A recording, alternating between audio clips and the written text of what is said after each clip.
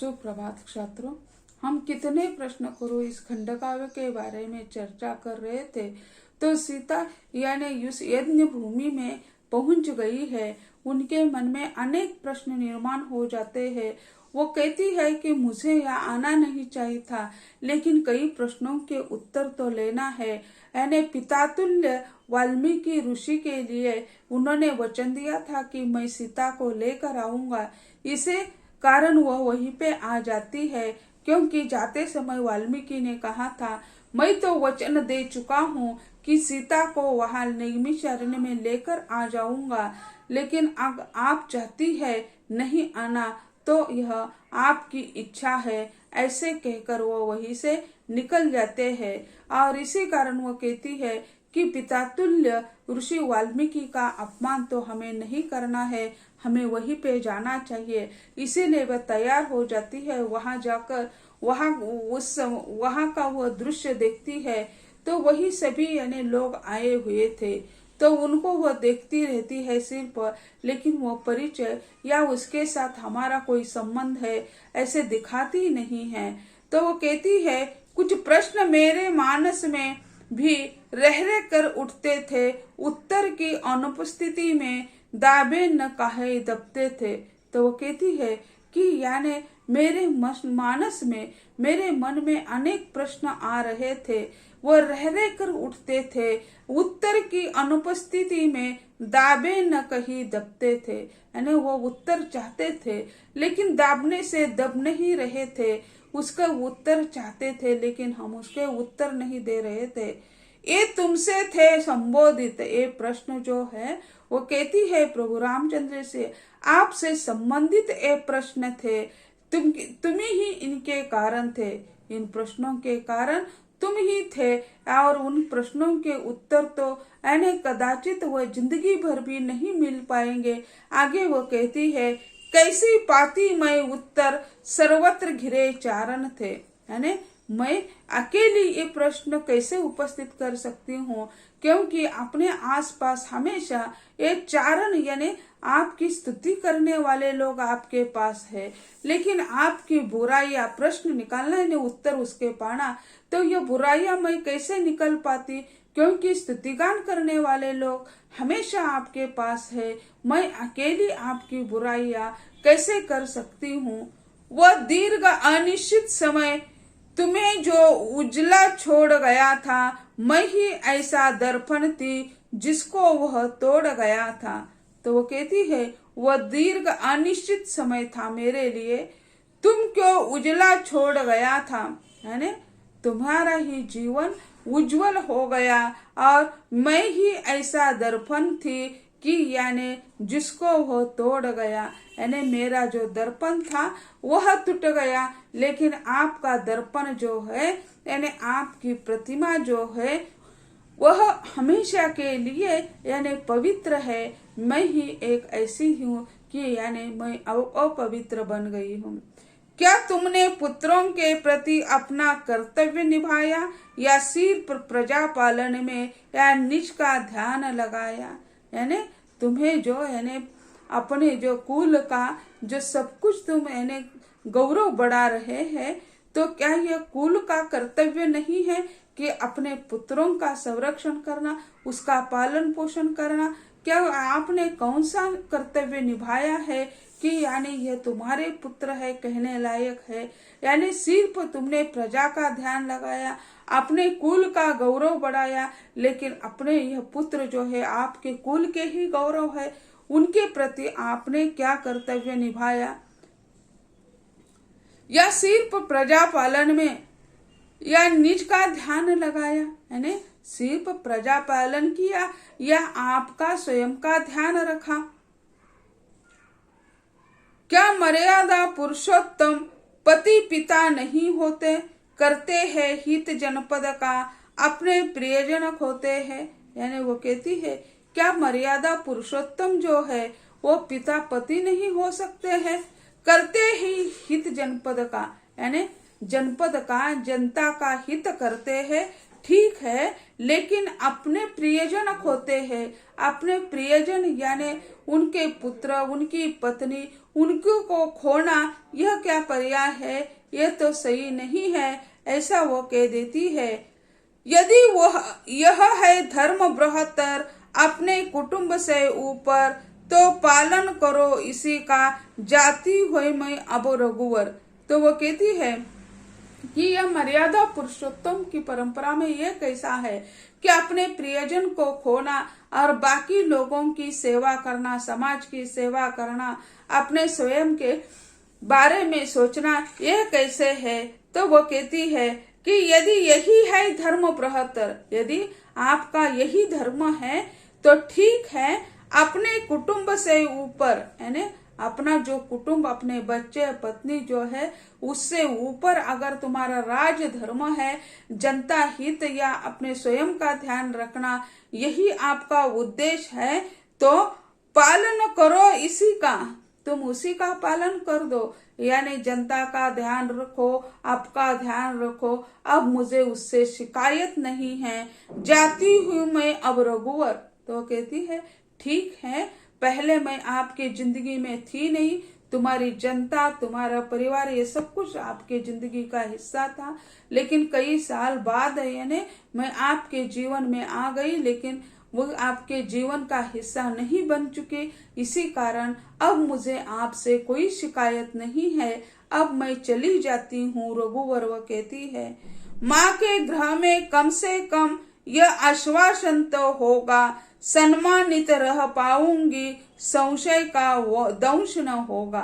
तो वो कहती है माँ के गृह में कम से कम यह मुझे आश्वासन मिल जाएगा और या मैं निश्चिंत रह जाऊंगी कि सम्मान से रह पाऊंगी, लेकिन संशय का जो दंश है वो मुझे कभी भी माँ के घर में नहीं मिलेगा। इसी कारण वो कहती है मैं चली जाती हूँ, मैं जन्मी थी पृथ्वी से, पृथ्वी में जाती हूँ, अब लो हुई काल गति पूरी, लवकुश का भार गहो अब। वो कहती है कि मेरा जन्म पृथ्वी से हुआ था और पृथ्वी में मैं जाती हूँ, अब लो हुई काल गति पूरी। तो वो कहती है कि मेरा जीवन जो है वो यहाँ समाप्त होता जा रहा है, काल गति जितना जीवन मुझे मिला था वो यहीं पे समाप्त हो जाता है, ऐसा वो कहती है। और वो कहती है लो लवकुश का यह तुम भार संभालो, एक साथ, यानी क्या नहीं है, उस बच्चों को माता और पिता का सुख नहीं मिल जाता है, किसी एक को चुनना पड़ रहा है उन्हें। वनवास में वन में वे रहते हैं, वाल्मीकि ऋषि के आश्रम में रहते हैं। उसी समय न उनका पिता का नाम भी पता नहीं था, क्या करते हैं, कहाँ रहते हैं, ये भी उन्हें पता नहीं था। लेकिन जब पिता का नाम पता चला, उन्हें सब कुछ मिल गया, तब वह फिर माँ को यानी त्यागने का समय उनके पास आ गया है।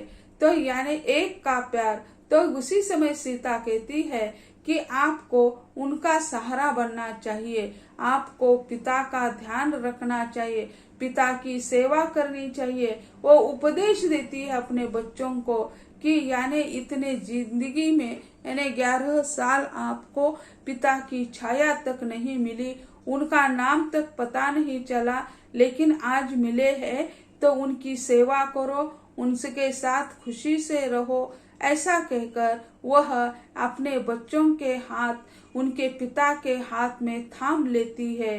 वो कहती है अगर मैं पवित्र हूँ, मैं निष्कलंक हूँ, तो हे धरणी माता ऊपर आ जाओ और मुझे अपने गोदी में समा लो। अब दूसरी अग्नि परीक्षा देने की माझी मनसा नहीं है, मैं पवित्र हूँ, तो धरणी माता मुझे समा लो, अपनी गोद में हमेशा के लिए विश्राम दे दो, ऐसे वो कहती है। तो उसी समय धरनी फट जाती है और धरणी माता ऊपर आ जाती है। तो सारे लोग जो है अचंभित हो जाते हैं। प्रभु रामचंद्र जी भी उसे रोकने की कोशिश कर देते हैं। लव और कुश रोते रोते हैं, सीता भी रोती है, क्योंकि ऐसे बच्चों को छोड़कर चला जाना धर्म के विरुद्ध है। लेकिन वह कहती है कि जिस समाज ने मुझ पर लांछन लगा दिया है, उस समाज में इसी तरह रहना उन्हें अच्छा नहीं लगता है। ये लव कुश तो उनके प्राण से प्रिय है।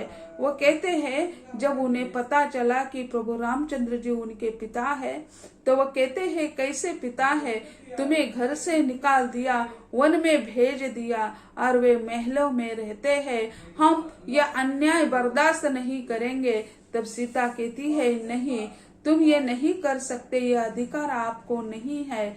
तो वो लव कहता है क्या माँ आपसे आप पर अन्याय नहीं हो गया है? तो वो कहती है मुझ पर हुआ है, आप पर नहीं हुआ है। तो अन्याय का यानी बदला वो माँ को न्याय देना चाहते थे, लेकिन वह सीता को मंजूर नहीं था। वो बाज आ चुकी थी। वो कहती है इस धरती पर रहना मेरे लिए ठीक नहीं है। और वहीं से वह यानी वह सीता जो है लक्ष्मी का रूप माना जाता है। तो वह अपने माँ के साथ यानी धरती में समा जाते। उसी समय यानी सीता के पिता भी राजा जनक भी उपस्थित थे, बाकी ऋषि मुनि थे, सभी स्तब्ध रह जाते हैं। सीता के माँ पिताजी कहते हैं प्रभु रामचंद्र जी को संभालो, जो होना था हो गया, नीति अनहोनी को हम टाल नहीं सकते हैं। जो जग को जो भगवान को मान्य है, मंजूर है, वही होगा। वे भी सीता से मिलना चाहते हैं, वे अपनी बेटी को अपने साथ ले जाना चाहते हैं, लेकिन सीता कहती है नहीं, शादी के बाद मेरा पति का घर, पति का राज्य मेरा हो गया, मैं वहीं पे नहीं आ सकती है। तो राजा जनक का भी यही संस्कार था, तो इसी कारण उसे यानी ज्यादा यानी वो ट्रेस नहीं देते हैं, जबरदस्ती नहीं करते हैं। तो ऐसे जो है राजा जनक जो है ऋषि तुल्य है। तो यानी वहाँ सभी ऋषि मुनि आए हैं। तो यानी वहाँ जैसे देखते हैं शतानंद भी वही उपस्थित था। वह यानी तो जनक का यानी दरबार का ऋषि है। वह भी कहता है सीता ने ऐसा कैसा कर दिया, सभी को संभालते हैं, लेकिन सीता अपना जो निर्णय है वहीं पर अड़िग थी। यानी वाल्मीकि ऋषि भी सोचने लगते हैं सीता तैयार हो गई मेरे कहने पर, और यहाँ आकर उन्होंने एक ऐसा अनर्थ कर दिया। यह अनर्थ उन्हें नहीं करना था, अगर रहती तो यानी तो वो कहती है उनसे कि यानी 11 साल तो मैंने यहाँ बिता दिए, 14 साल वनवास में बिता दिए, शादी के पहले का समय पिताजी के यहाँ गुजार दिए, तो अब जिंदगी कितनी बची हुई है स्वामी जी, तो हम इन्हें बची हुई जिंदगी आश्रम में ही बिताएंगे, महल में रहने की मेरी इच्छा नहीं है अभी, ऐसा उन्होंने कहा भी था। तो उसी समय उन्हें लगता है सीता के मन में क्या चल रहा है उसका तो पता नहीं लगा सका, इसी कारण यह अप्रिय घटना घटित हो गई है। तो ऐसे जो है तो उसके बारे में वो कहती है। तो यानी यहाँ इस पर यानी कितने प्रश्न यह खंड काव्य जो है उस पर ममता कालिया के जो कोई एमसीक्यू प्रश्न है, वो प्रश्न हम यानी परीक्षा जो है यह तो पढ़ाकर खत्म हो चुका है। जो प्रश्न जो है वो उस प्रश्नों को मैं टेलीग्राम पर छोड़ दूंगी, आप बार बार उसे लिख देंगे, लिखकर अपने पास यानी वो नोट रख दीजिए। परीक्षा के समय आपको यानी यह महत्वपूर्ण होंगे। जो ग्रुप पर है व्हाट्सएप ग्रुप जो है अपना, तो व्हाट्सएप ग्रुप पर भी मैं यह प्रश्न मैंने भेज रही हूँ, पहले कहीं भेज दिए हैं। तो आप क्या कर दीजिए, वो लिखकर अपने पास रख दीजिए, मोबाइल पर मत रखिए, वो परीक्षा के समय आपको काम आने वाले नहीं है। या पढ़ने के लिए, रटने के लिए, मुखोद्गत करने के लिए आपको लिखित रूप में आपके पास होने चाहिए। तो मैंने जो कोई निकाले हैं वो भी आपको फोटो कॉपी करके यानी व्हाट्सएप ग्रुप और टेलीग्राम पर छोड़ दूंगी, और जो कोई पीडीएफ है वो भी आपको भेज दूंगी, और उसकी पढ़ाई अच्छी ढंग से करना। और यह जब आपकी परीक्षा है उसी समय या कई कठिनाइयां आ गई तो आप फोन करके पूछ लीजिए कि यानी कैसे है, कोई प्रश्न आपको अनुत्तरित हो रखता है, उसमें कोई साशंकता लगती है, तो भी आप मेरे फोन पर फोन करके आप उसके सवाल के जवाब मांग सकते हैं। तो छात्रों आप सभी पढ़ाई करें, इसके बाद मेरा टेलीग्राम पर लेक्चर नहीं होगा, मैं कोई प्रश्न ही भेजती रहूंगी। तो आप सभी को परीक्षा के लिए बधाई हो।